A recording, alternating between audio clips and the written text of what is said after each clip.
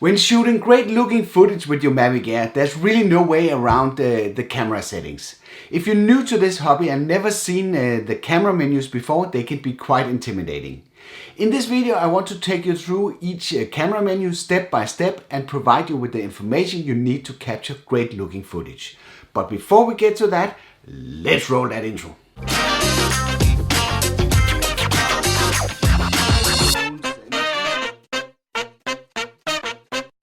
Do you want to improve your drone footage, refine your video skills, hear about e-wheels, the future of commuting?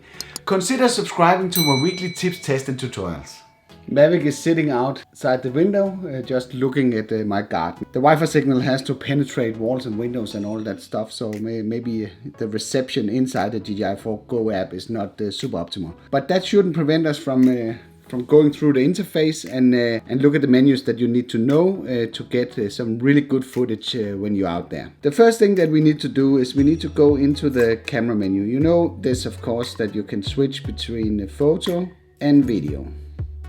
But today I will only be covering the video part. So let's head into the menu like this. And this looks something that we are familiar to, but if you're new to this, there's basically 3 tabs in the menu. The one is the scene specific stuff, then there's the presets that you need to do, and where you have to decide for what video format, white balance and style, etc. that you need to set. This is typically something that is set before you take off. And then you have the settings. So I just want to start at the settings because I want to enable something that's really important and that will help you when you're out flying, and that is the histogram. And this histogram is basically a representation of what the camera sees.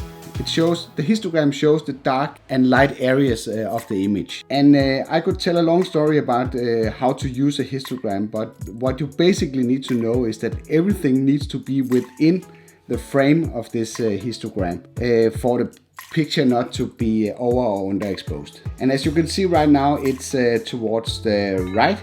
And this means that the picture will somehow be overexposed. You can enable that, and also there's another thing that you could do. You can enable these tiger stripes, and they will also help you to show areas of the picture that is overexposed.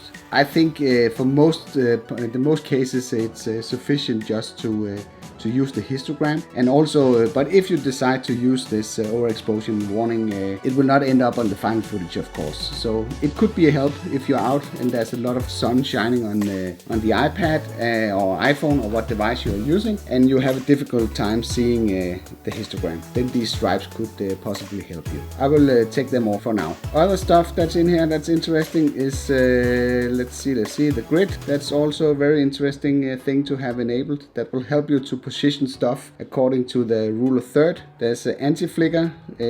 I don't know how relevant that is, but if you fly around artificial light, you might see some flickering on the screen, and that can be prevented by choosing the right hertz according to your region. Storage location, SD card, yes, there's these options down here to format the card. What's new with Mavic Air is that it has 8 GB of internal storage, so you can either format the internal storage or the SD card. And of course you can reset all the camera settings. We are ready to move to the second menu. And here you have to make some important choices because this is highly dependable on what you want to do with your footage.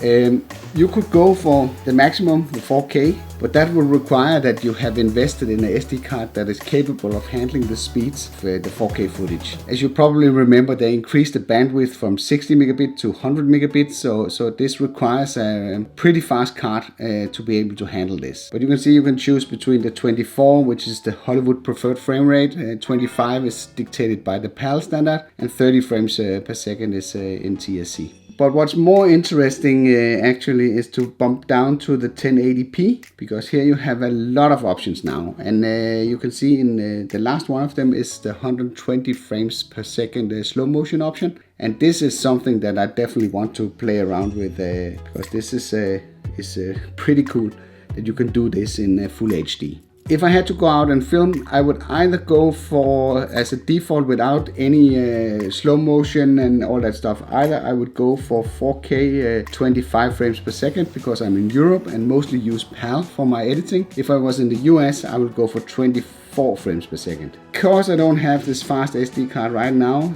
1080p, 25 frames per second would be my preferred resolution. So let's keep it at that. Yes, we need to talk about the video format. There's not a big difference there. As far as I recall, MPEG-4 is if you edit on a PC, MOV is when you edit on a Mac. MOV files tend to be bigger file size wise than MPEG-4, but I'm not sure if I really can see a difference in the quality of these two formats. So I would use MPEG-4 because this is the most universal format. It will work both on Mac and PC. White balance, that's kind of dictated for the weather. You should never use auto. You should select the option that is most appropriate for the weather type that you have.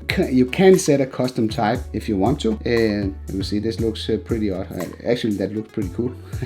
If you put it like that, you can adjust that for custom type, but in most cases it would be sufficient to switch between cloudy and sunny, but never auto, because that will switch and change all the time depending on your lighting style. We know that maybe from the videos I have done on Mavic Pro. I will put a link to this video that sort of explains this menu in detail.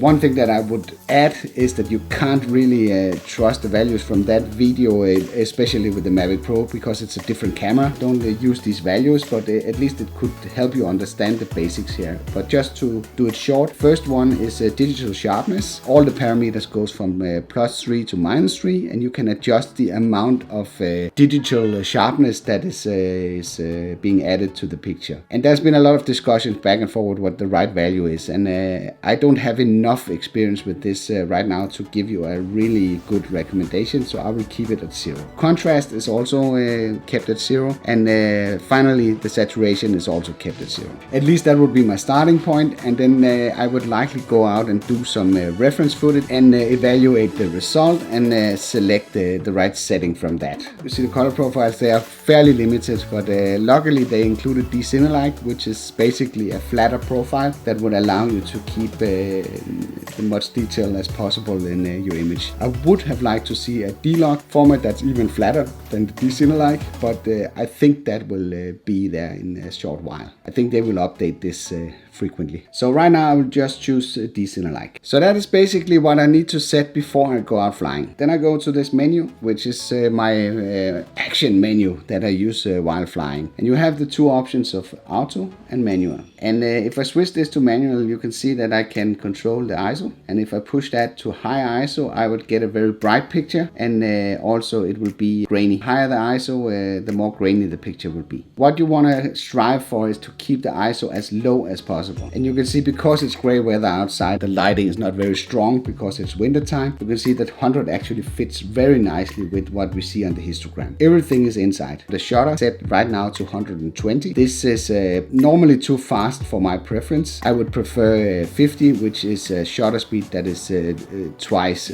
the frame rate, which is the 180-degree rule. And also just remember, if you play around with the slow motion, the same rule applies. So if you're doing like 120 frames per second, you should go for 240 in shutter. Keep the same amount of motion blur that we all want to achieve. Because DJI has not released any ND filters yet, you would likely have to stick with a higher shutter speed than the 180-degree rule dictates to keep your picture from being overexposed. If I sort of make the shutter faster, then keep a close look at the histogram. You will see everything moves. The picture gets darker and everything is sort of shoved towards one side of the left side of the picture. And if I go the other way, you can see it shifts.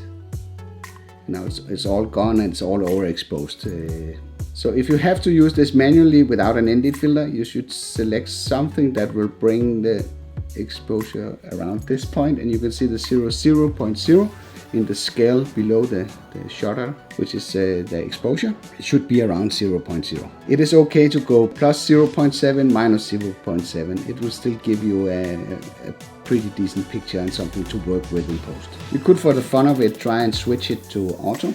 It actually does not do a very good job here. It's you can see it actually overexposes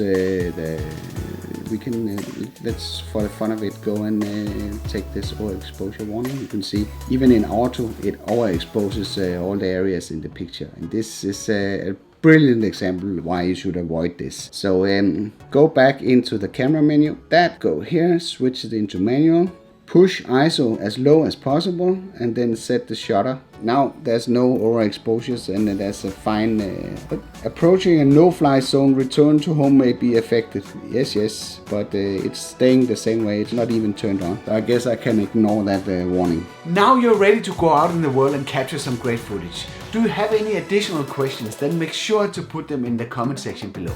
Note that you need a SD card that is fast enough to capture the data stream if you want to film in 4K.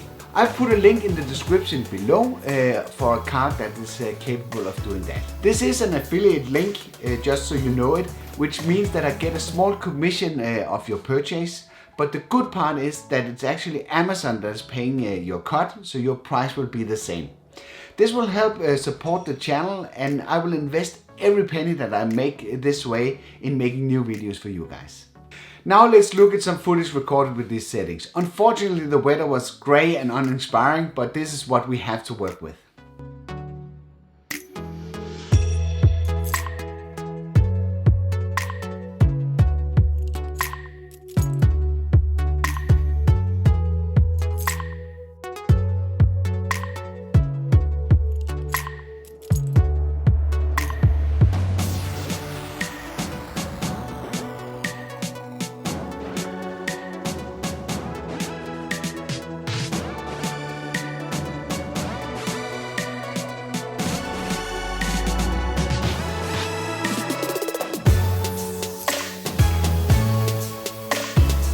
By the way, did you see the video that I made explaining the difference between shutter speed and frame rate? This is really useful information to understand how a camera works.